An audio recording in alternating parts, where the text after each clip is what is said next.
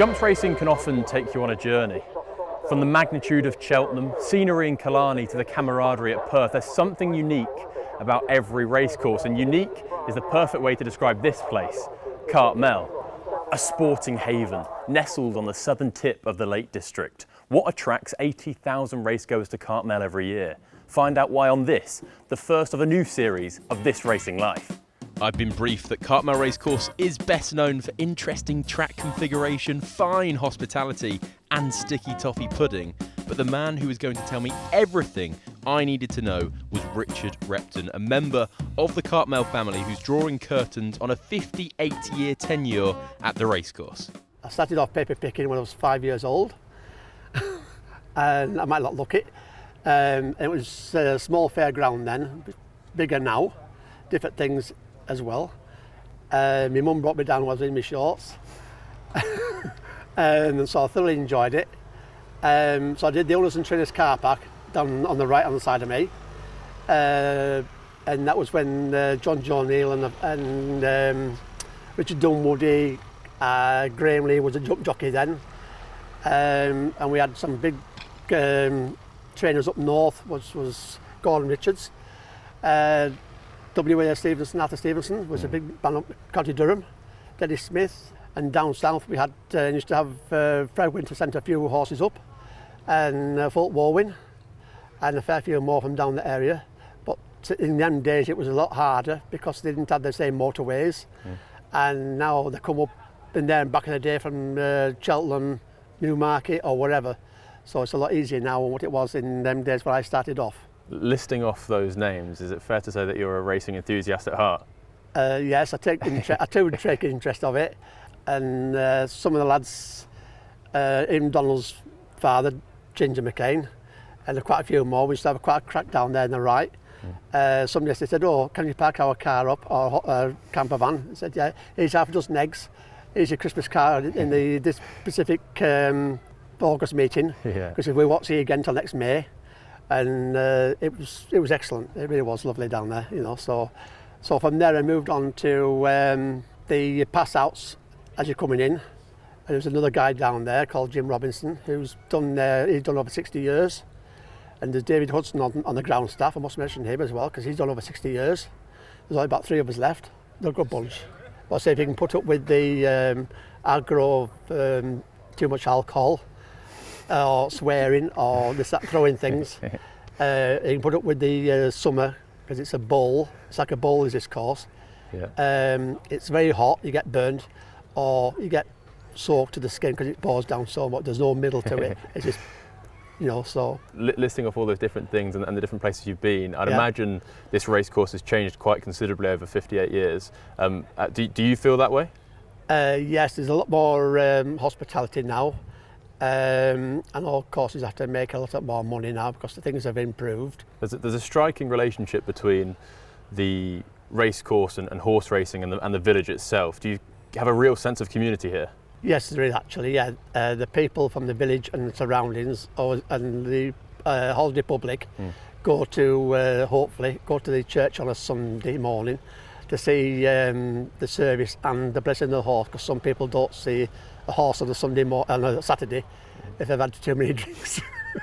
So, and Jimmy always brings a horse from his yard, which is only a fair few hundred yards away, and the vicar always goes outside because it can't go in church, and he always comes outside and the people get round, because I've been to it myself, and he blesses the horse on its forehead, and he's the chaplain for the race course as well, which is very unique, because as far as I know, there's only the vicar of Cartmel actually does it in the country. There's not many other vicars who do it. How much will you miss working at Cartmel?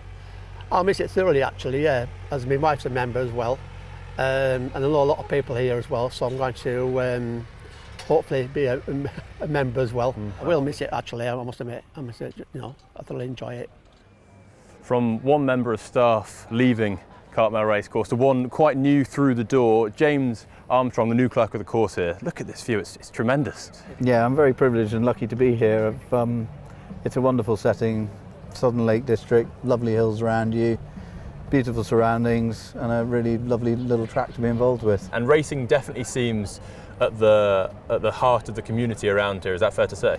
Yeah, absolutely. We employ a lot of locals, a lot of ground staff, and Lord Cavendish and the team here are very keen to involve the local community.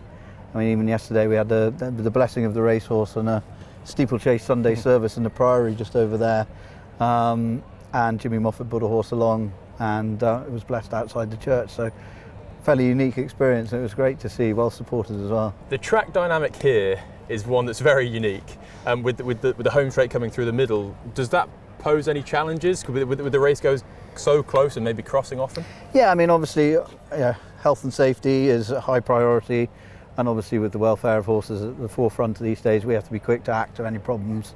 Luckily we've had very few issues, but yes, it's a tight little track. They go round for a 2-mile race, they go around 3 times, so you can imagine there's a lot of wear and tear on the course, so we have to be quite careful of how we manage rail movements, hurdle movements, to try and just eke out the best ground available for all the days we do. But no, it's unique. There's not many courses with a stone wall on the outside and running rail in the inner, and it's just got lots of lovely quirky characteristics. I was told it was a hidden gem, and it's definitely lived up to that name, but there must come challenges with keeping this in as good condition as it is. Yeah, no, it does. I mean, we've had a challenging summer anyway, with a very wet summer, unlike last year, and with that it involves a lot of planning to try and manage the track accordingly. It takes a lot of wear and tear here, and even for a 2-mile race they're going around 3 times. So the bends take a lot of hammer, and we move a lot of rail to produce the best surface we can on race days. A good team of ground staff who are on it and know, well, I'm learning from them, to be quite honest. No, it's quirky, but it's fairly straightforward if you're organised and everyone knows what they're doing. We're being serenaded by the funfair in the middle. How much of the involvement does the racecourse have with that, or is that fairly? No, it's all involved. It's all part of the racecourse. We all manage it, but I think people who come to Cartmel, I mean, if jockeys arrived at any other track and saw a big funfair and lots of noise, they'd be kicking off and saying, "Can we turn things down?" But it's part of the show here. They're all used to it, and they just crack on and enjoy it. James Moffatt, 6-time Cartmel champion trainer, knows how to get his horses in front, and it wouldn't be a trip to Cartmel without a sprinkle of Moffatt magic. One left to jump here, and it's Secret with the advantage and jumps it 3 clear. Charlotte Jones pulls her stick through. The horse threatening to go a little bit wide around the turn. My Gift to You is chasing very hard under Harry Cobden. Secret with a 2.5 length lead to My Gift to You in second place. It's Secret though holding My Gift to You, the home team, finishing the season strongly at Cartmel. Secret wins under Charlotte Jones for Jimmy Moffatt. My Gift to You second. Jimmy, lad. Good in. Brilliant. Absolutely.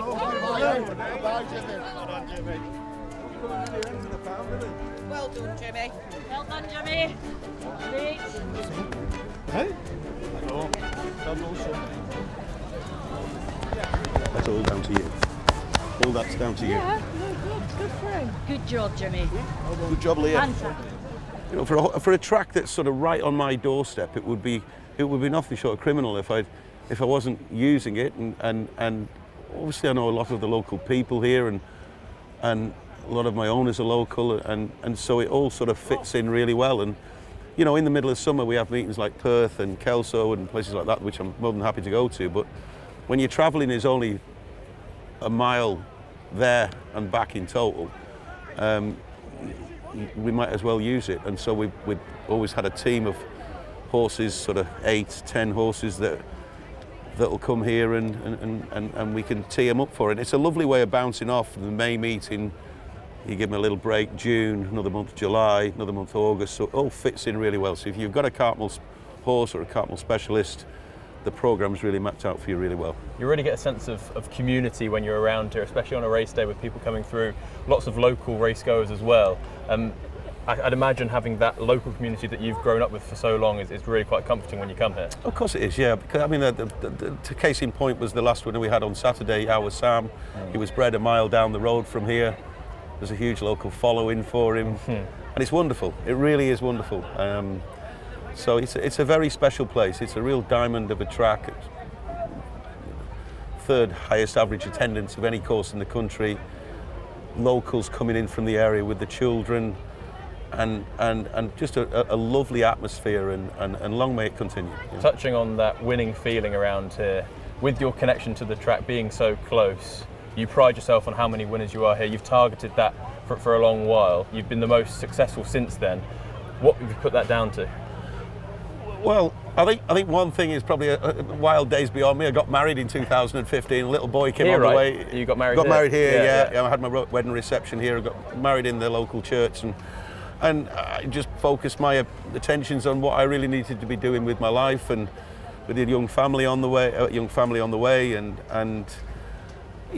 So in the last 5 years, we do target it here. A third of my horses will come here through the summer, and it's a great thrill. It's a great thrill. It still gives me a buzz now. I'm nervous now, and I'll have a shout like all the other punters through the race, and it means a lot, and every one of them's doing the best. Charlotte Jones has been a massive part of your team. How important actually has she been? Well, she's been hugely important. She's been with me since 2015. Her and Polly started at the same time. Polly's still with me now, and Charlotte has sort of fought her way up to riding as well as she has.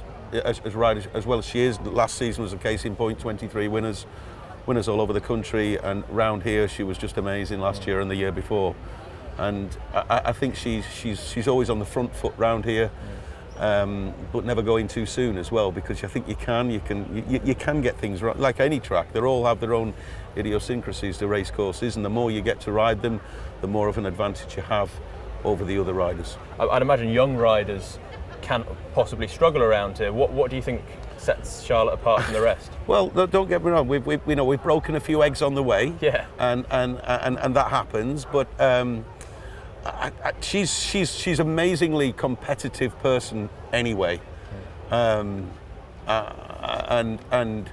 I think that again, because she's a barrel-born girl, she has a huge amount of family coming here and people who know her, and that I think the local people who come to the racecourse have embraced her as one of their own, and the whole thing's like an energy, and she's very dynamic around here, always on the front foot.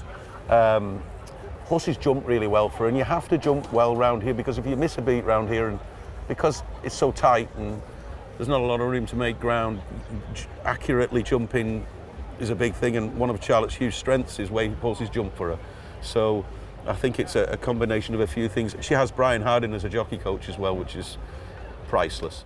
I absolutely love it. I mean, it's a local track for me. I get a lot of local support.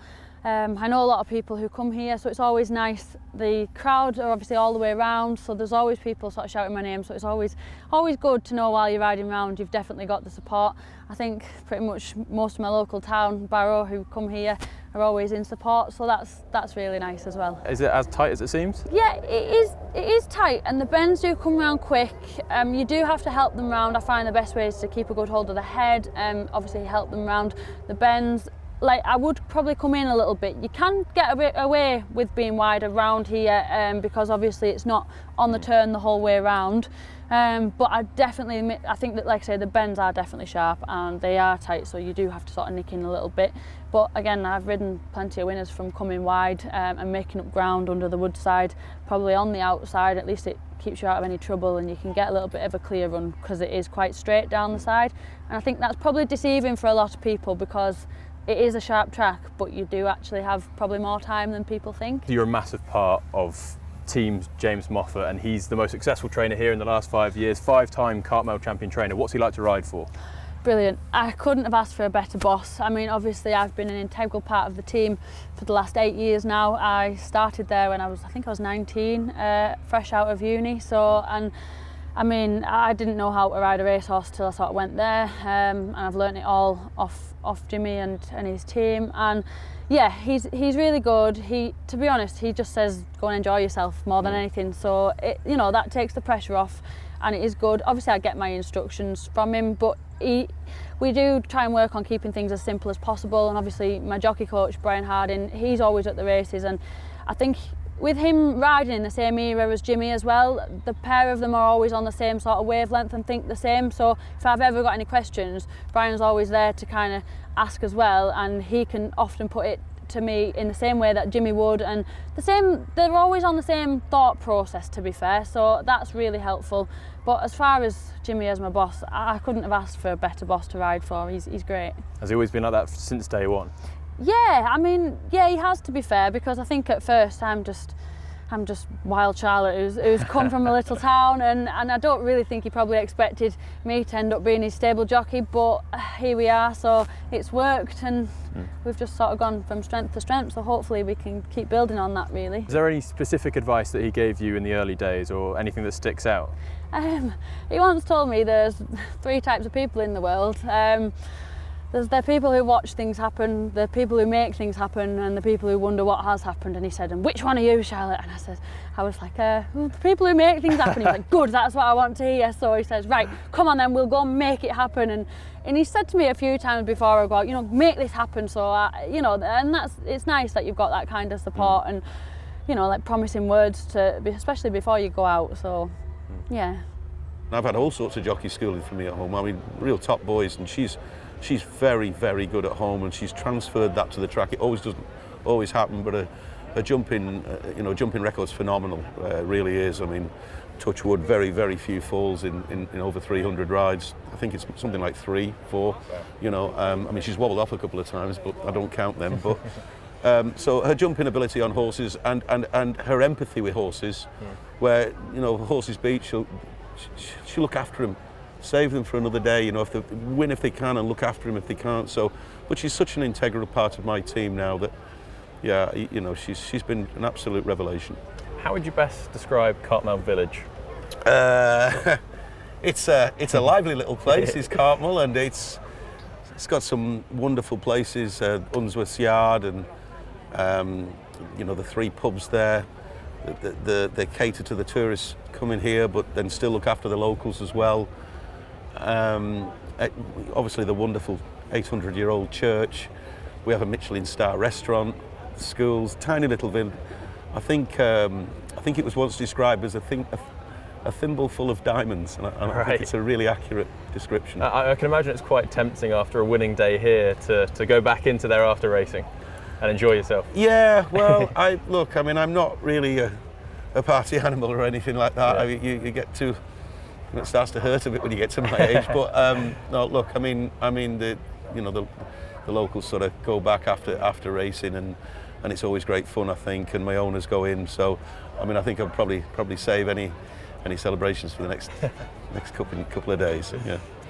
Outside of horse racing, Cartmel is known for fine hospitality, Michelin star restaurants, and it's also the home of sticky toffee pudding. Well, our affiliation with the racecourse started probably about 25 years ago. We've been here in this building 33 years, and before we started making the puddings, we were a post office and just general store.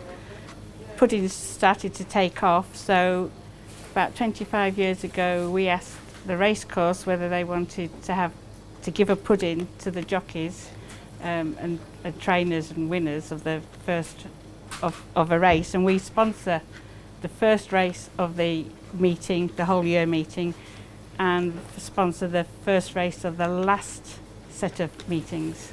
On the days either side of the races, we get an awful lot of people in because they come and get puddings, or they're on holiday and then they take them home. And then on the day of the races, we have a stand on the paddock side where people can get puddings as well, so they don't actually have to come off the racecourse. Thereof, in the Wicks Waste Management Handicap Chase, they will jump 14 fences here, and Sword of Fate is leading Marshall to be first off. Sean Oakley, blue and white in third. Then Kelly is as they get over fence number 1. Sword of Fate is getting away here. He's opened up by 5 or 6 lengths and unpestered. Two-time winner around Cartmel and is heading around the 7 Acres Bend with a 7-length lead over Marshall in second place. And there's a similar gap, perhaps a slightly bigger gap, back to Kelly is Cool under restraint with Shorno, Lermu's Legend, and Jelski, who's on a course hat-trick and won here at the last 2 meetings. It's held up at the back. Another constant here at Cartmel are the dulcet tones of David Fitzgerald, whose story in the Northwest started in 2012. I lived in Surrey back then, and I remember getting an email saying, "David, I think I'm going to send you to Cartmel," and I sort of, are you? That's quite, it's a long way long way to go. So I'd seen it on the telly, but it was the first time I'd come here. I just fell in love with the place immediately. It's just unlike any other racecourse in the country. And some people say it's a bit like a point to point, but it's not really. It's just got something all of its own, and it's just the most beautiful setting, and it's just an enchanting place. I'm not going over the top saying that. It's my favourite place to come and work, and it never ever feels like work. Their busiest meetings, the May and August bank holidays, they've been on the calendar, a long time. So people know they're going to be coming here a long way off. The June and July ones, they're not quite so busy. They're newer fixtures, probably the last 10-15 years or so. They'd be a good time, I think, for someone who's never been here before to come, and it's a little bit easier getting around. But even when you get 16,000 people here, there's plenty of space for everybody, and you can pretty much go wherever you like.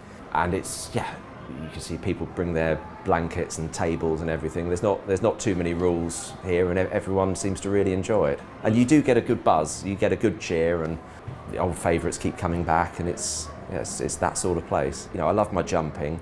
It is like nowhere else. You do get the same horses, not just, obviously Jimmy Moffatt has a lot of runners here, but you get old favourites coming back, like it used to be a horse called Soul Magic who won here 7 times.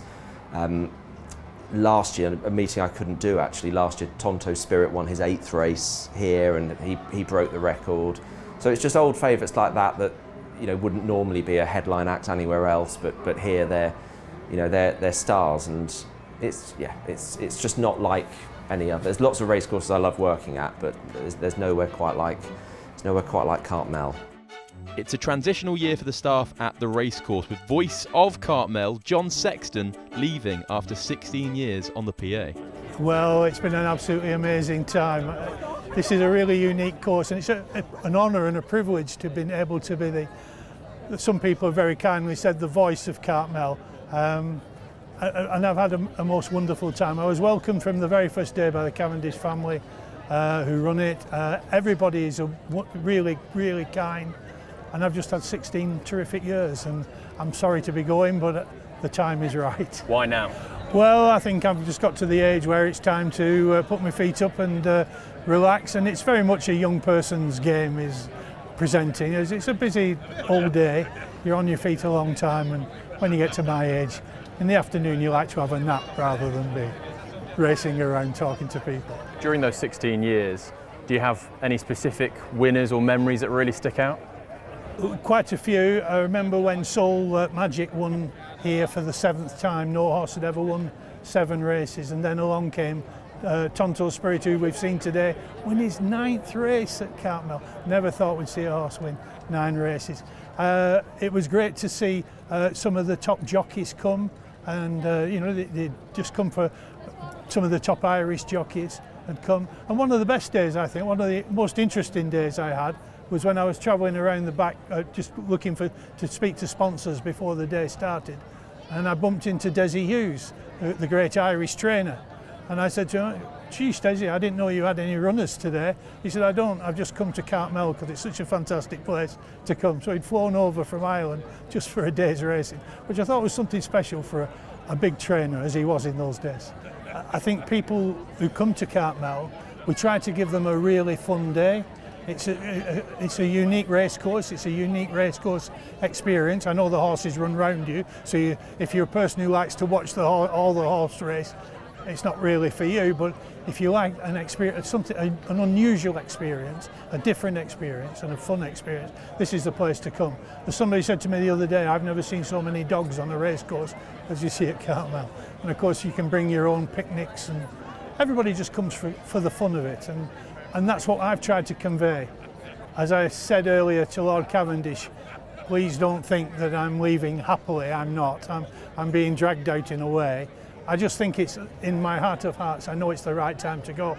And as my old granddad used to say, it's better to go when they want you to stay than stay when they want you to go. So I'm taking his advice and going when they want me to stay. If you wanted to get up close and personal with the horses, Cartmel has the perfect experience for you. So a lot of the people that come here don't necessarily have any knowledge or experience of horses. Some will be scared by them because they're big creatures. And we have other people who come along who've spent time with horses in the past, but where can you go just to have that one-to-one time with a horse on the ground? So a lot of people learn that they're not as intimidating as they might seem. I'm not saying that's specific to Friesians, but because they are very kind, people-orientated horses, they do let people get up close and personal with them, and they're generally very kind with them. Tracy, you've taken me to meet Mr. JB and Anya in somewhere I've never seen before. Explain what this is. It's a little bit different, isn't it? It is, yeah. So this we call stable stays. And it's the only place in the world where you can actually come and spend a night with either one of our beautiful Friesian horses or with little Mr. JB, our miniature Shetland here. So we allow him to come in this side, or he can be shut in the stable side. And it's a really lovely way for people to have as much or as little interaction with the horse as they want to, but also get to learn more about their personality and their character and why horses do the things they do. Because very often horses are classed as naughty or difficult, but generally they're trying to tell us something, because obviously they can't talk. And again, we have people from all walks of life, with horse experience, without horse experience, and it's somewhere where they can come and just, if it's that childhood dream that you've had to sleep in a room with your pony, then you can do that here. Although I've still got to get JB in this bed, and I say to everybody that comes, if they manage to get him in the bed and get pictures for me, then they can have a free night here. But so that's a bit of a challenge, isn't it? More incentive for racing TV viewers who fancy it. How often would say Anya be peering over whilst you're having a nice kip?